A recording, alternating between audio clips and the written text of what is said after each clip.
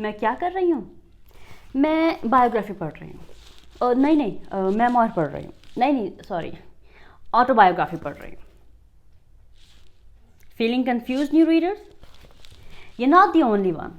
कई बार पक्के रीडर्स भी इस चीज़ पर ध्यान नहीं दे पाते क्योंकि हम लोग जस्ट बुक्स उठाते हैं एंड पढ़ते रहते हैं। बट अगर आपसे कोई पूछ ले कि are you a reader, then please suggest me one best memoir और एन ऑटोबायोग्राफी। ठाकुर तो गियो। डोंट वरी, मैं आपके साथ ऐसा नहीं होने दूंगी।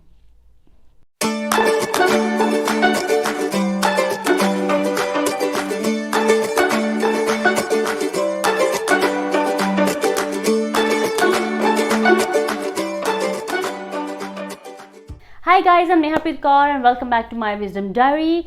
As I said, don't worry, मैं हूं ना।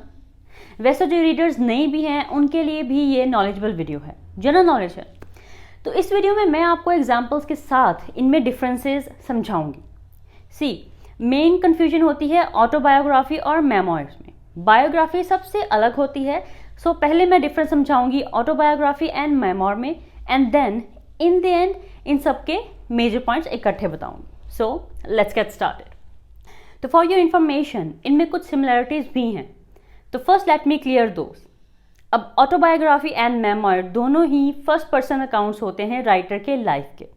मतलब कि राइटर्स अपनी खुद की लाइफ डिस्क्राइब कर रहा है आई एंड मी यूज करके, like I did this happened to me. तो इन शॉर्ट ये दोनों में ही राइटर्स अपनी लाइफ के बारे में खुद ही बता रहे हैं। अब चलते हैं ट्रिकर पार्ट की तरफ, मतलब कि basic of autobiography versus memoir. अब मैं पहले क्लियर कर दूं कि एक्सेप्शन किसी भी पॉइंट में हो सकती है, लेकिन जो मैं बताने जा रही हूं ये बेसिक डिफरेंसेस हैं।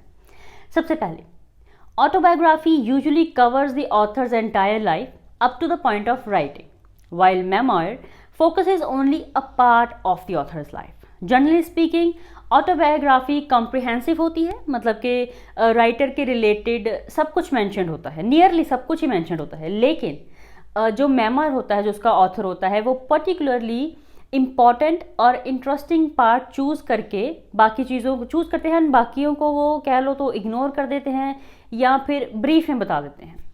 For example, the autobiography of Malcolm X, उसमें मैल्कम एक्स के लाइफ के नियरली सभी पॉइंट्स कवर्ड है। लेकिन abandon me, a memoir of Melissa Febos, mainly to जो खास रिलेशनशिप्स हैं उसके, उस पर फोकस्ड है, one with her father and with a lover.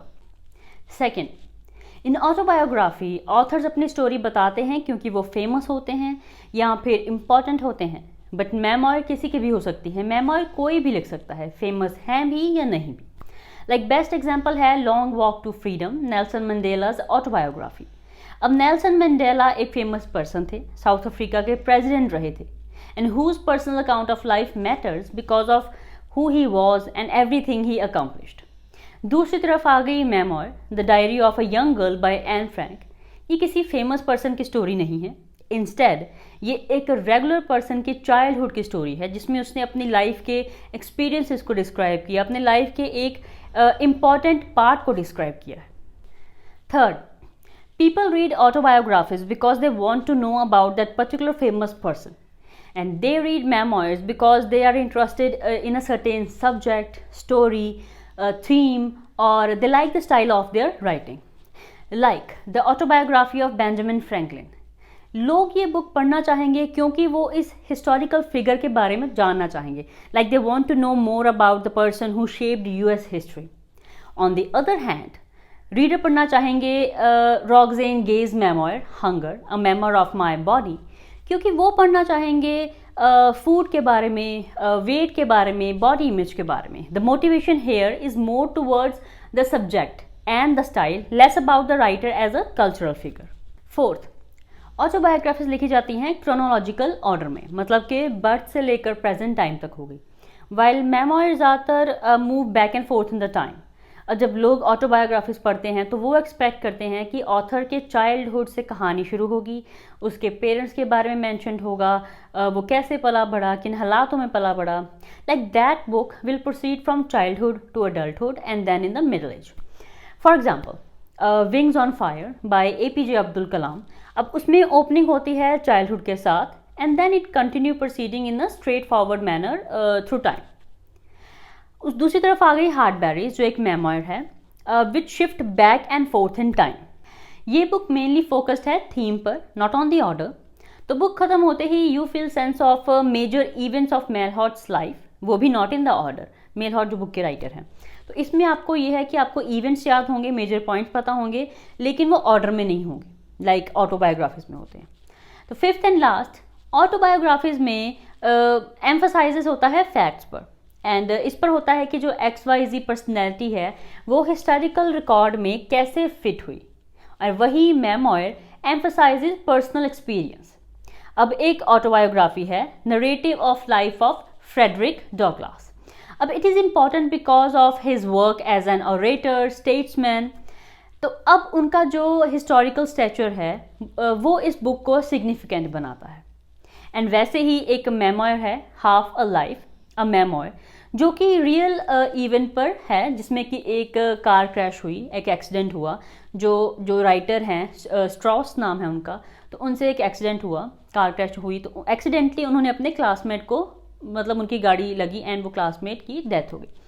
अब ये बुक फोकस्ड है on emotional after effects of this event rather than कि स्ट्रॉस का हिस्टोरिकल कंटेक्स्ट क्या है. अब एक बार इन दी एंड सभी चीज़ों को रिवाइज कर लेते हैं. जो फॉर्मेट्स होते हैं मेमोरी बुक के 3 होते हैं that use to tell the life story. First is biography, autobiography and then is memoir.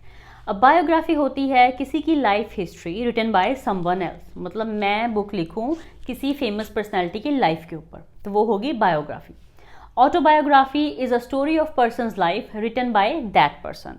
मतलब कि फॉर एग्जाम्पल अब मैं कोई फेमस पर्सनैलिटी हूँ, गॉड नोस कुछ भी हो सकता है, तो मैं बुक लिख रही हूँ अपनी लाइफ पर खुद ही, वो हो गई ऑटोबायोग्राफी.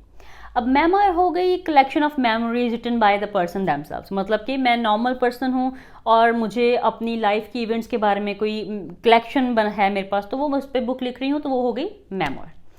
अब in the end I would like to tell you few good memory books to read जो मैंने पढ़ी हैं, मुझे अच्छी लगी एंड ईजी टू रीड हैं, तो बिगनर्स भी ट्राई कर सकते हैं.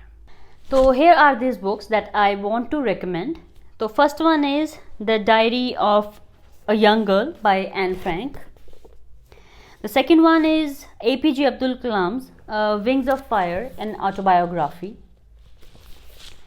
Third one is Shoe Dog, a memoir by the creator of Nike by Phil Knight. ये भी काफ़ी अच्छी बुक है. And the fourth one is Tuesdays with Maury, an old man, a young man and life's greatest lesson. अब इन सब के link मैं description box में डाल दूंगी.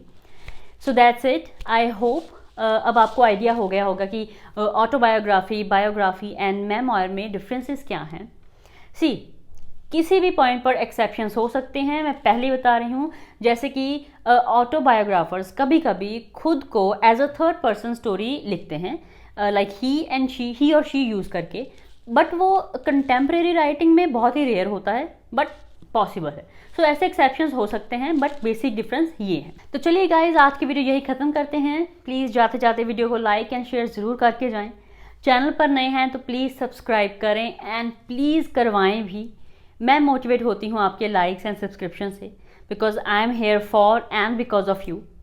तो चलिए फिर मिलते हैं अगली वीडियो के साथ. Till then stay safe, stay healthy and stay tuned with my wisdom diary. Thank you for watching.